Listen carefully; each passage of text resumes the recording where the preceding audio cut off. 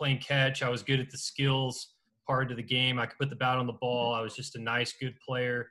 I wasn't very big, wasn't very strong or fast, but I just played the game well, played the game right.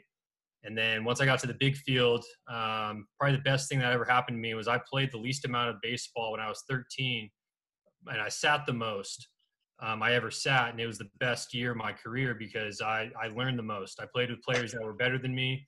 I sat down, I just watched the game, and I watched how they handled their business. I watched how they played catch. I watched everything that these guys did that were just better than me, and I took notes, and I took that with me the rest of my career.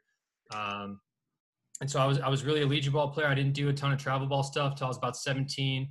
I played for NorCal, and then I got a scholarship to the University of Arizona as a freshman. I redshirted there. I didn't have the most positive experience. That was myself, self-inflicted bad experience. I came back home. I went to Sierra Junior College, where I was drafted in 2010 by the Twins in the 24th round. And I was a catcher for our organization for 5 years. I couldn't hit, but I could catch and throw, and I could, call a game, and I can do those small things. No different than I did in Little League. So I stuck around longer than I probably should have, but lucky enough to play 5 years professionally. And then I was a coach at Vista Del Lago High School for a semester. I was a summer ball coach for a summer, and then I was at Folsom Lake College as the pitching coach for a semester as well. And then I was lucky enough to be offered to interview for the scouting position in Northern California for the Twins, and I was lucky enough to get it. So I've been doing that since spring of 2017 now. Awesome. That's cool. Yep. Sweet. Does anybody have a question for Michael? I do. All right, great. What's the most important thing you look for in a player? The most important thing I look for is the things that I can't teach.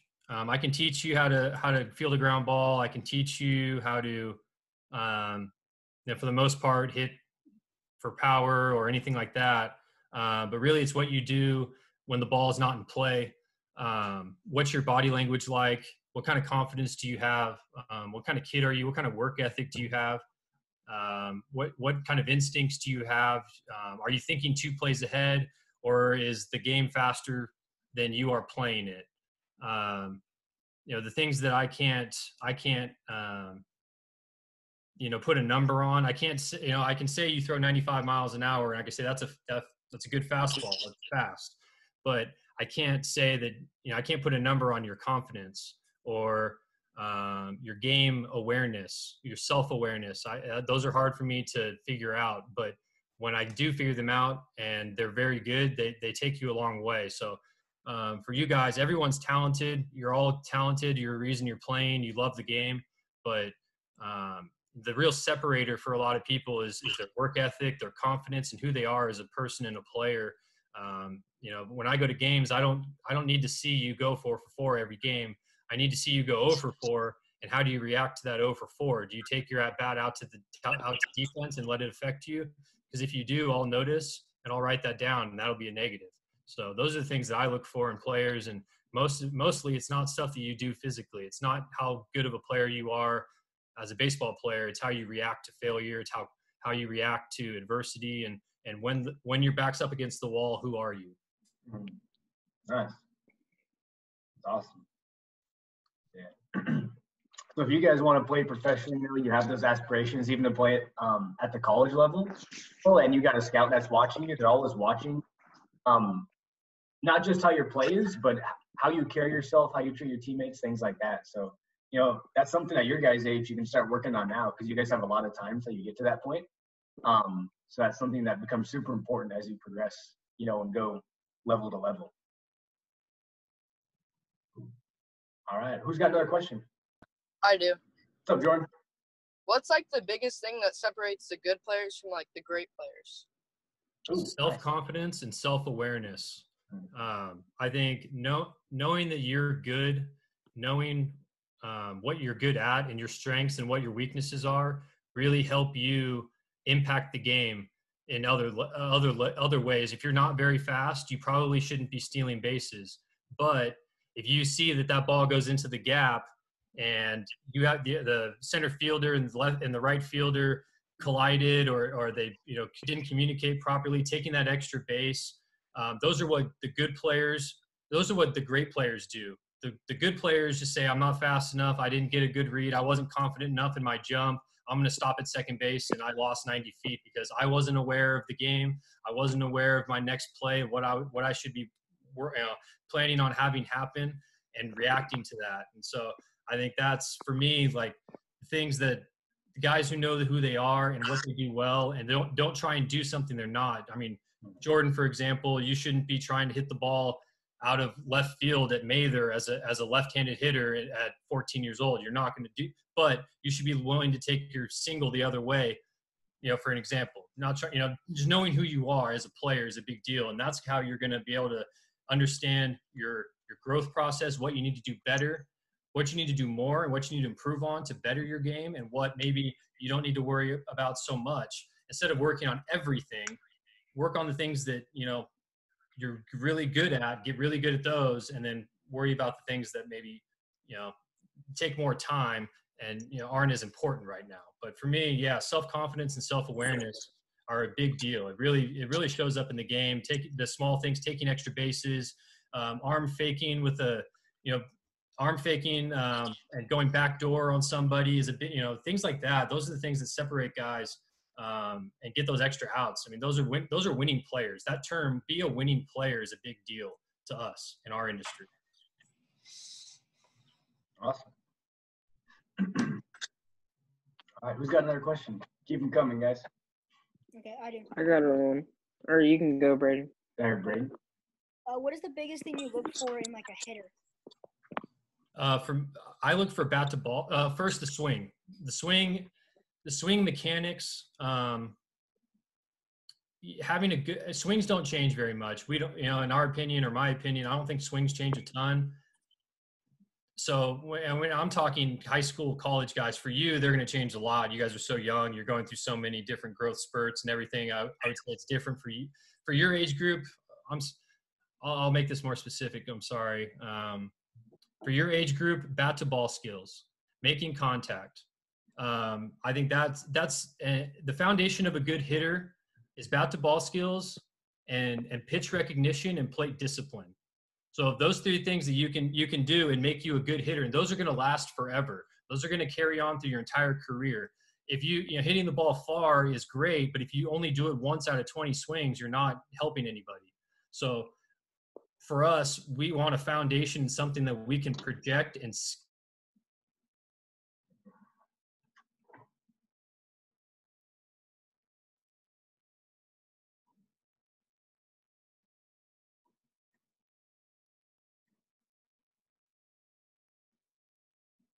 Nice. Who's got another question? I do. Go ahead, Brady. Brady. What are people like you doing right now during the whole Corona thing? I'm probably doing about as much as you guys are. Not anything too crazy. We're doing a lot of Zoom interviews, and for us at this day, this point in time, with leading up to the draft, we do a lot of background work. And the background work we do, whether it's your social media from the time you're your age, we'll go back to all that far to your social media. We'll go back. I go to principals at your schools. I ask counselors, athletic directors. Those are the things that I'm looking to do right now to try and maybe figure out who is this player, what's he made of, who is he, so I can give our team an opportunity to make a good decision come draft time, so we can potentially pay these players a lot of money. So I'm just trying to figure out who these players are and find any value I can while we're doing nothing. So not doing much, Brady. I wish I was doing more, but yeah, for sure. Awesome. All right. Any other questions you guys got? Keep them going. I got one. Jordan. Who are some of the best athletes or players you've scouted? Nice. Good question. I really liked Osiris Johnson from Encinal High School 2 years ago. I thought he was a great athlete, huge ceiling. He was a second rounder with the second rounder with the Marlins. I played with Byron Buxton, the best center fielder I've ever played. I mean, by far that I've ever seen. Pure athleticism. Jeremiah Jackson, second rounder with the Angels, pure athlete. Let's see here. Royce Lewis. I was lucky enough to watch Royce Lewis play. He was our number 1 pick overall. My first year scouting. Unbelievable athlete. Quick twitch. Can run, can jump.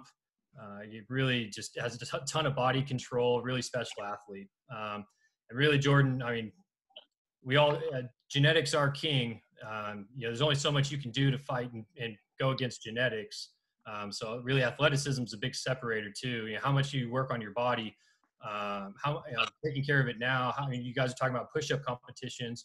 That type of work ethic and that kind of structure and routine. Those are the things you're going to be doing for the rest of your career.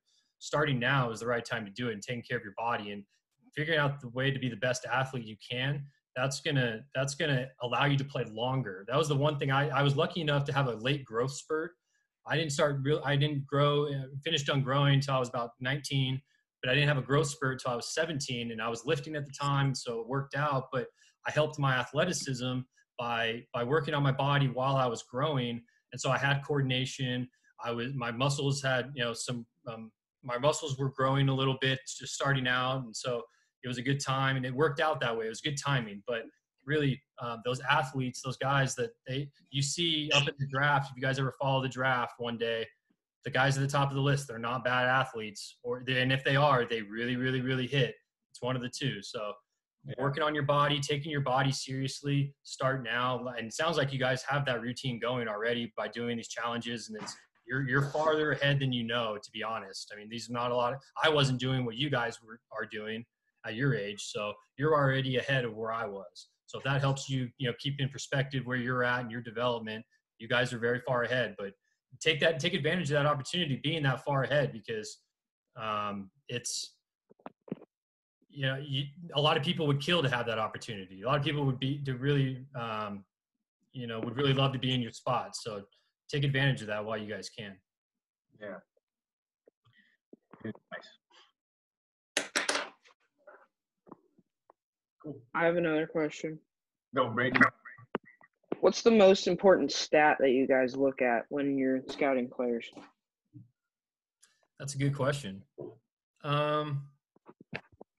Well, right now it's on OPS is on base percentage plus slugging. So if you can hit for extra bases and get on base, that's the holy grail of a hitter. As far as value, if you can hit doubles and triples and homers and walk and not strike out very much, you're Barry Bonds. That's pretty much what Barry Bonds was. That's why he was so valuable. It was just he either got in scoring position in one swing or scored a run in one swing, or he was on base. It was rarely ever getting himself out. And so, on base percentage plus slugging. So OPS, if you guys are looking at that on stat sheets, OPS is the stat that we like to see. Batting average is it's gone away. It's a little skewed. Just because you're getting hits doesn't mean you're a good hitter. The type of hits that you're getting are meaningful, impactful hits. That's why I think, preaching hand-eye coordination and preaching plate discipline and all that, but hitting the ball in the air is just as important as all those things. When you make that hard contact, we talked about this on the other call, when you make that hard contact, you also want to make that hard contact in the air so you can give yourself an opportunity for extra bases. So, that's where the stats come in. But especially at your guys' age and stuff, we don't put a lot into stats. We just look more for pure talent. We look for skills, hand-eye coordination, barrel skills, defensive skill, good footwork, strong arm, those types of things still. So, but for your future, Brady, OPS. Okay. And then kind of on the flip side of that, I asked this question last group, but what are some turnoffs for you as a scout when you go to scout a player? Yeah, some turnoffs are just how you react to failure and adversity, and how you treat the game when it's not treating you well is a big deal. It goes back to, if I see you strike out your first at bat because you didn't take the bat off your shoulders, and then you go out to, you go out to third base and then you get, a guy drops a bunt down and you weren't ready. You were playing back, even though he was the leadoff hitter because you were taking your at bat out to defense.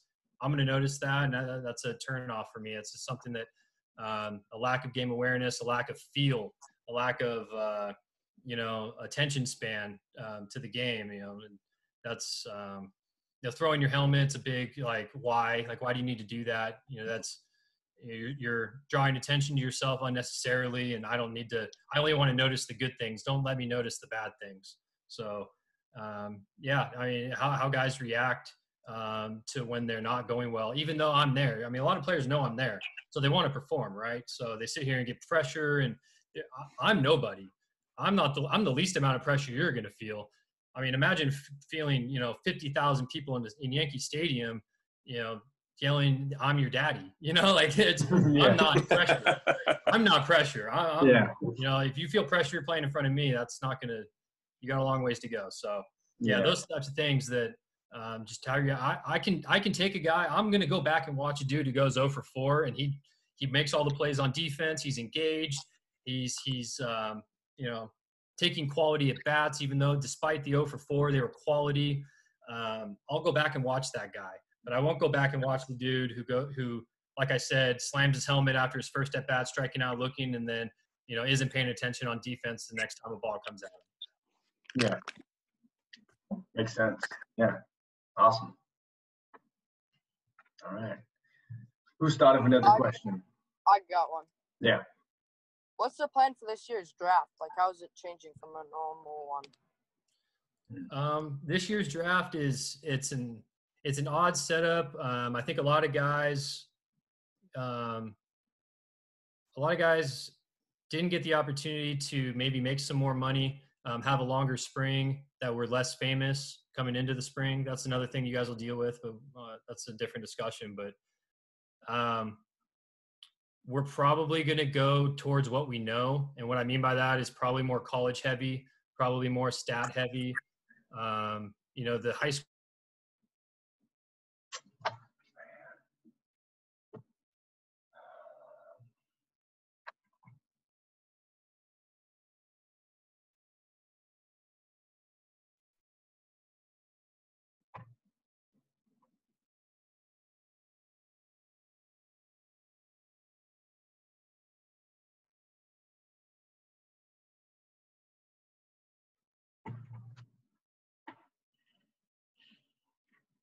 So I would worry about, as a catcher, I'd worry about catching the ball, keeping the ball in front of me, and hitting.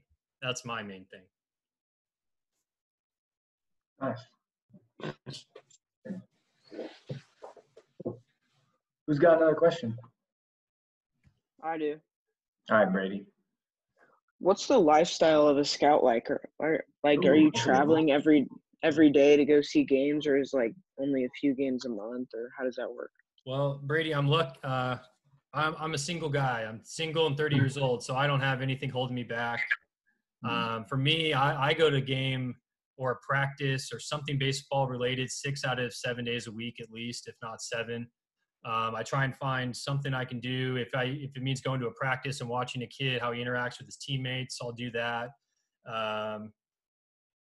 For a lot of guys that are a little older, maybe with some families, they have a little more of a home life. They are probably out 5 days a week watching games and stuff. And so I have an area, I have a territory that I'm responsible for.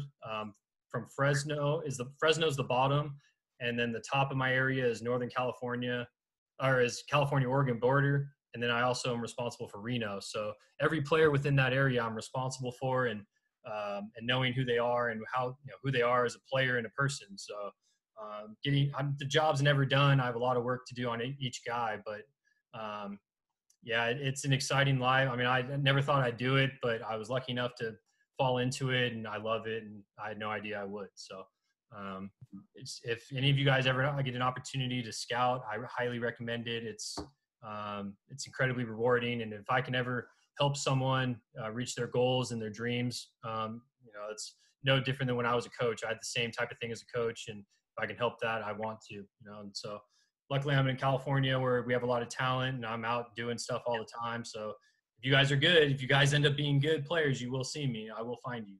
So Nice. That's Yeah. awesome. One day, maybe. One day you might be a twin. that's right. That'd be super cool. All it takes is That'd be one guy, man. All it takes is one guy to like you. And Mm. I've taken some players and drafted them that not a lot of guys liked, and they were okay. So Yeah. it just depends on the scout, depends on the team, and you never know. So Yeah. any of you guys I'm talking to, this is probably not going to be our last time. So Yeah. That's awesome. That's good stuff. What's your responsibility like when it comes to getting guys drafted? Do you just like submit guys you like and then they decide, or are you in the draft room with them, trying to help decide who's going to go next? Yeah, so there's a protocol. I mean, it starts with me. I identify the talent, and then we have cross-checkers that come in and they give their evaluation as well. And then eventually, like if the evaluations continue to build up and be good, then we'll get higher and higher and higher people in to watch guys play. And my responsibility as an area scout is just putting people more important than me in front of the players that I believe are good players. So whether it's batting practice or just a home interview, setting up these Zoom calls, I'm responsible for that. So Yeah. just getting guys. I mean, I take pride in my area and I take responsibility for I feel like every player's mine. So to me, like you're mine. I'm showing you off. I've talked about you for months now. I'm trying to show why I think, this A, B, and C about you. So a lot of it is just me identifying and then putting those players that I believe to be good in front of our guys. So a lot of it starts with the area scouts. We have probably we're like the linemen of the department, the unsung heroes, the ground force. And I love that as a catcher. I mean, that's who I'm that kind of guy. So Yeah. I embrace it, but it's, I wouldn't say like I go in and say, I'm drafting this guy. That's not true. It's a team effort. Like Okay. I'm not responsible for drafting one guy. Like it's a whole thing. So I don't claim anybody. There's no one to claim. It's a team effort. We're all in this together. If the player's bad, then we all got it wrong, and vice versa. Yeah, definitely. Cool. But you're sort of responsible for initially finding the guy in a sense. Yep. Yeah. That's awesome. That's cool. Yeah, knowing I said it before. I'm lucky to have grown up in this area, so I have some ties. I have some comfort. I know some people. Whether it's in SAC or the Bay Area now that I'm here, the Valley. It's I got incredibly lucky to know the area. Not a lot of guys get that opportunity to do that. So. Yeah, that's really cool. Awesome. Well, who's thought of another question? I want to know where Devo is. Hey, Jordan, where's Devo? He was downstairs. Okay. Downstairs. He's too good now. He just hits doubles and homers. He's just too good. I get it. He was tearing it up until the whole shutdown. I saw two of his 3 games. He went yard. I saw a double at Jesuit. I saw his home run at Bellarmine. He was on fire. Yeah. On fire. It was awesome. That's cool. Yeah. Maybe he'll be a twin one day, If he keeps doing what he's doing, I don't see why he wouldn't be. I mean, the he's destroying the cover off of baseballs. Yeah. What I'm supposed to do. I can't deny that. Yeah, that's cool. That's awesome. Even though I still wish he was a catcher. He didn't want to catch when he was 12. But we forced him back there, and he didn't want to do it. But that's funny. Until he was like 13, he's like, yeah, I'll do it until I have to. Until like my dad, lets me not do it anymore. Yeah, that's cool. That's awesome. Yeah. All right. Any more questions, guys? Yeah. What's up, Braden? Would you rather pick, when you're scouting, would you rather pick a guy that has more potential or that is really good? I go for the guy that has potential that maybe isn't. I haven't seen it yet. I like guys. It's called ceiling. So we have a guy with ceiling. What's the best? You might be right now an 18-year-old high school kid that hits the ball just maybe to the fence. Throws, has good pop time, but it's not great. Nothing like that as a catcher, or you have just an okay arm. But if your body's young and you're loose and you're a good athlete, and I see things that I can project on, and I can say, okay, I know that this is gonna get better. This is gonna get better. This probably won't, but I can bet on this getting better to make up for it. I'll take that guy and let our player development guys mold them a little bit, maybe work with them, and maybe figure out what else they can be better at that maybe I didn't see. when you have a guy who he is what he is, and he's kind of topped out, there's not much. There's just no development left, and there's if you can only be as we're looking for guys that have a lot of development. We have a player development system for a reason, and so the younger we can get you, the stronger we can have. Further away from your strength we can be away, and all those types of things. Your power is coming last, but you can put the bat on the ball and you walk and you swing at strikes. I can take all those things and I say that guy's going to be a good player one day. I'll pay for that and see if that happens, instead of the guy that I know, okay, yeah, he's a good player, but he's not going to get better at anything. He's only going to be the same forever. The game gets better as you get older. Pitchers only get better. The game only gets faster. Runners are only, everyone just gets better. So if the guy can't get any better, then I don't really see it, him getting better, to be able to play at that level, play at AAA, big leagues type. So, but great question. That's a great question. Yeah, good question. Cool. Anybody else have any more questions?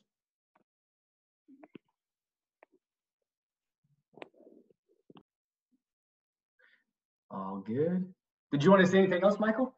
Any other things you want to touch on? No, I just wanted to thank you. I mean, Hard 90 is near and dear to my heart. I mean, when I needed help making ends meet, the company was there, and I'm forever in debt to you guys, and I appreciate your time. And again, like I said, I hope to be talking to you players on this call in the next few years. So take what I said, run with it.